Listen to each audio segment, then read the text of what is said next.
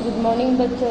आज मैं आपको 9वीं क्लास में सामाजिक विज्ञान में पाठ 6 1945 के बाद का विश्व वो सबके विषय में बताऊंगी। इसके पहले बच्चों हम लोगों ने संयुक्त राष्ट्र के दस्तावेज के विषय में जाना। अब हम शीत युद्ध और उसके कारण और परिणामों के विषय में जानेंगे। शीत युद्ध कब हुआ था बच्चों? 1945 से लेकर 1962 के बीच में शीत युद्ध हुआ था। 1945 से लेकर 1962 के बीच में।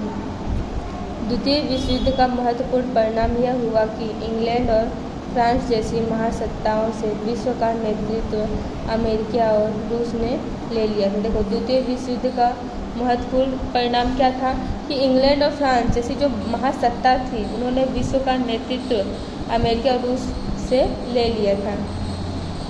युद्ध में इंग्लैंड और फ्रांस, रूस, अमेरिका एक साथ रहे, परंतु युद्ध पूरा होने के बाद रूस की शासन पद्धति की विचारधारा भिन्न होने के कारण, मतलब देखो, युद्ध में इंग्लैंड, फ्रांस, रूस और अमेरिका लोग साथ में थे, लेकिन जैसे ही युद्ध पूरा हुआ वैसे ही रूस क्या है, अपनी शासन पद्धति की विचारधारा भिन्न होने के कारण अमेरिका और इंग्लैंड रूस से अलग हो गए।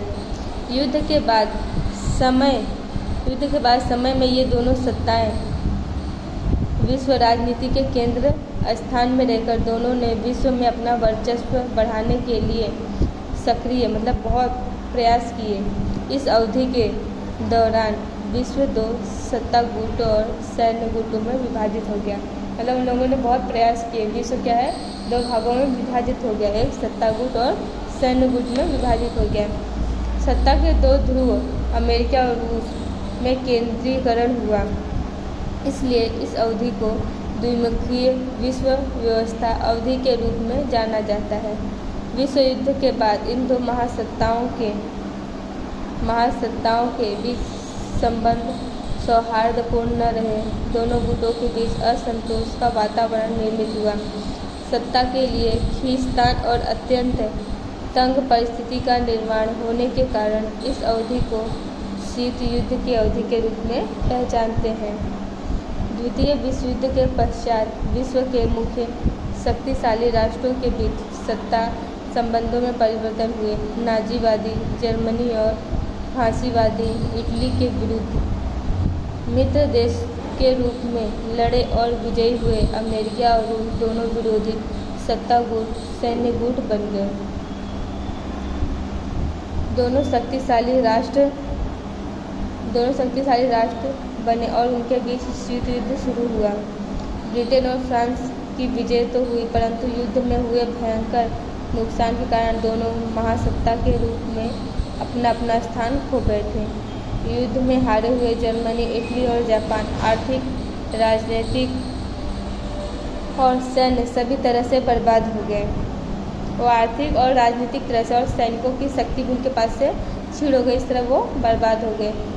युद्ध के पिछले दौर के दौरान सोवियत यूनियन यानी रूस ने जर्मनी के पूर्व भाग के अतिरिक्त अन्य पूर्व यूरोप के देश जैसे कि Austria, Albania, Hungary, Yugoslavia, Czechoslovakia, Poland, Romania, Bulgaria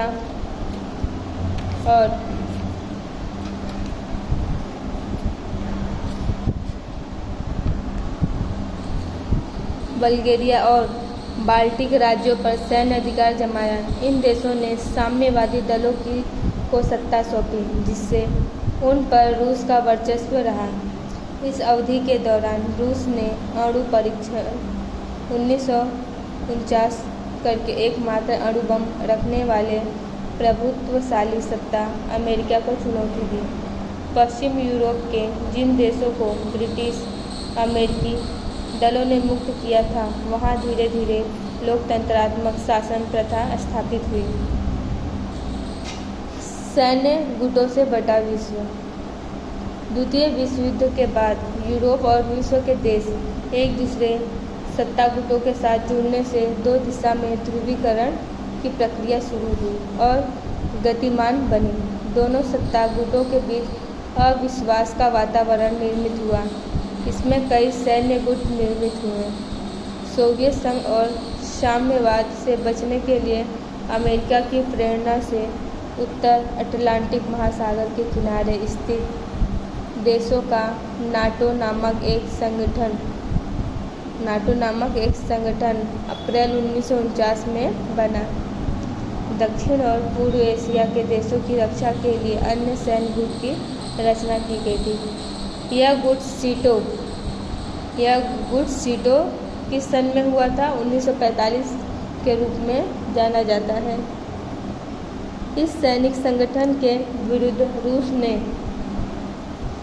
Warsaw संधि के नाम से सैनिक संगठन की रचना की थी। यहाँ पे देखो 3 गुटों की रचना की गई थी।